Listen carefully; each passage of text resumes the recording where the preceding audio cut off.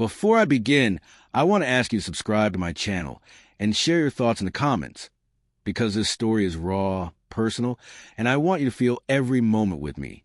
It started with a text that hit like a punch to the chest. You're not coming to the wedding. Emily's in-laws think it's better if you stay away. I stared at my phone, the words swimming in front of me like they didn't belong in my life. My hand shook.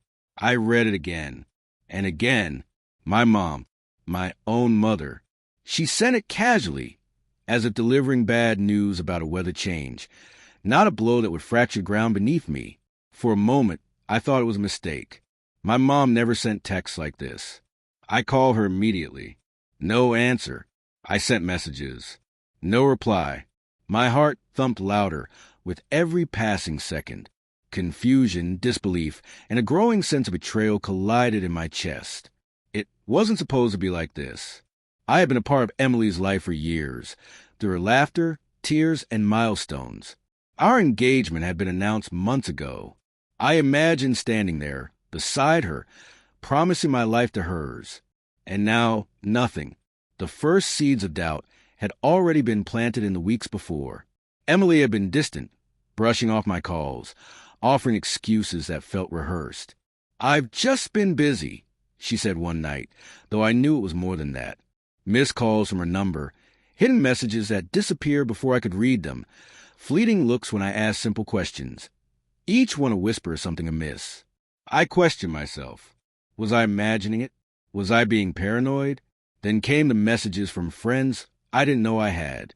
One text from her cousin simply said, "Hope you understand why it's better if you're not there. Family dynamics." The words were polite, but the sting was undeniable. Each new message felt like another layer of exclusion being hammered into my chest. I tried talking to Emily. I confronted her gently at first. Mom said, "Your family thinks it's better if I stay away." Why? What's going on? I could feel my voice tremble, my chest tight with panic. Emily looked at me with a mixture of pity and irritation. "It's complicated," she said. Her eyes flicked away. "You wouldn't understand." Those words echoed in my mind long after. I replayed every conversation, every date, every quiet evening we'd shared. Was I blind? Had I missed the signs? The quiet tension in her phone calls, the sudden cancellations of plans, the way she smiled a little too fast at her phone. I began to doubt myself, wondering if I had been imagining a betrayal, or if it had been right there all along, hiding in plain sight. I went back through old messages, old emails. My heart raced as I stumbled upon threads I hadn't noticed before, small things that now seemed like breadcrumbs. A laugh shared over a text that wasn't meant for me. Comments erased from social media. Hidden interactions that made my stomach twist. My mind swirled with questions I couldn't answer. Then I saw it. A picture on her phone, left unlocked by accident. A moment I wasn't supposed to see. Emily, smiling, arm linked with someone else. Not a friend, not a cousin. Someone who wasn't me. My chest tightened. My hands shook. Betrayal had a face, and it was hers. I didn't scream. I didn't throw things. I sat there, the apartment quiet except for the faint hum of the refrigerator. I stared at the photo as if it were a crime scene. Memories that had once made me smile. The small notes, the late-night talks, the gentle touch of her hand, now felt like a lie. I wanted to understand, to find a reason that didn't make me feel small and discarded. When she finally noticed me staring, her face shifted from surprise to guilt. I didn't mean for you to see that," she said softly. "It's complicated."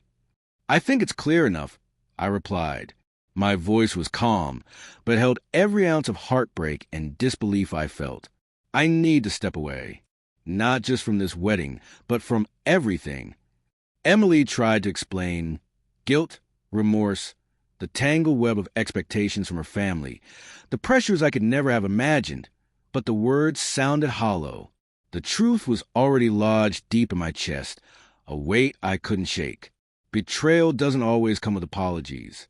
Sometimes it comes in polite texts, in smiles that hide secrets, in family pressure that forces you out. The hardest part wasn't her infidelity. It was a realization that the people who should have protected me had chosen otherwise. My mother's text was a dagger, but Emily's actions were the wound. And yet, in that pain, a strange clarity emerged. I understood the line between love and self-respect, between hope and reality. I didn't fight. I didn't plead. I left her apartment quietly, the door clicking shut behind me like the final punctuation on a story I no longer belonged in. I walked the streets alone, feeling the cool night air press against my skin, the city's distant hum a lullaby for heartbreak. Every step felt heavy, but also freeing. I had been betrayed, yes, but I was not defeated. Weeks later, I sit in my own apartment, the silence both comforting and haunting. I've learned to breathe again, to trust myself again, to rebuild the pieces of a life fractured by deceit. The pain lingers, yes, but it is tempered by the knowledge that I survived. I still care for Emily in a quiet, distant way, but I no longer give her the power to shape my happiness. The lesson is simple, though bitter. Love wisely, trust carefully, and never lose sight of your own worth. Betrayal will come from unexpected places, sometimes from those we hold closest. But strength is found in the moments after, in the quiet reclamation of self, in the courage to walk away even when it hurts most.